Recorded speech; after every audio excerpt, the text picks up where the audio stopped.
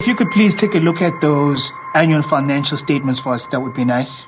More than 700 film and documentary submissions, but only 46 selected.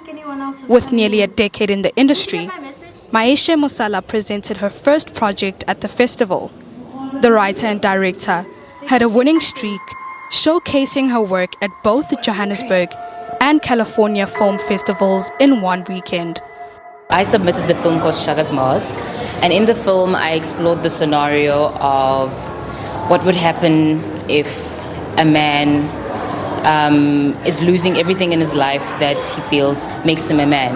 So the film explores the scenario of a man self-destructing, and also how social media played a role in his life in pushing him over the edge. So I tried to tackle the topics of social media, mental health, and masculinity in the film. While her characters may be fictional, her stories are inspired by current affairs. When I wrote the film, it was around about the time, maybe 2-3 years ago, when there was a lot of stories in the media. Particularly, I remember the one that was in the media was a story with Karabo Mokoena about her boyfriend who had murdered her and then had hidden it, and so that inspired me. And I'd also had a personal traumatic experience, so then it made me want to explore that kind of a scenario of what is going through somebody's mind to make them to commit such an act. Festival organizers say it is the kind of representation that earned Musala and 45 others a spot in the exhibition.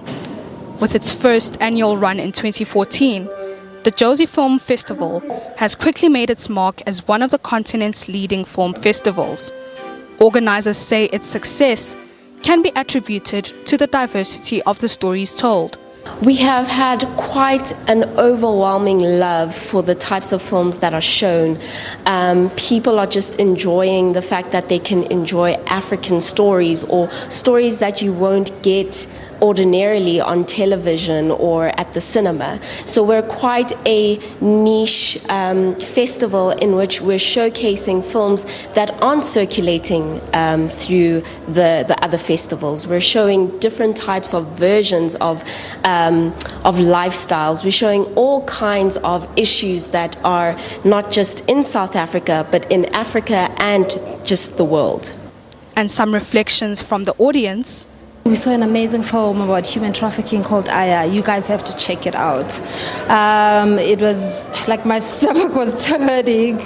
That's how real it was. And I feel like if more and more people would watch it, they would stop turning a blind eye at human trafficking, because we see the girls being taken everywhere. Right now at South Africa, we are dealing with issues, xenophobia, rape, what.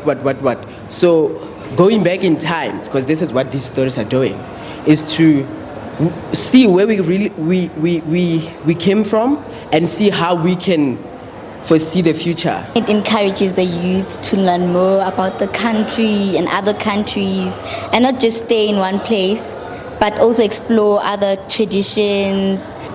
Filmmakers say they hope more opportunities like this will open up in the South African film industry.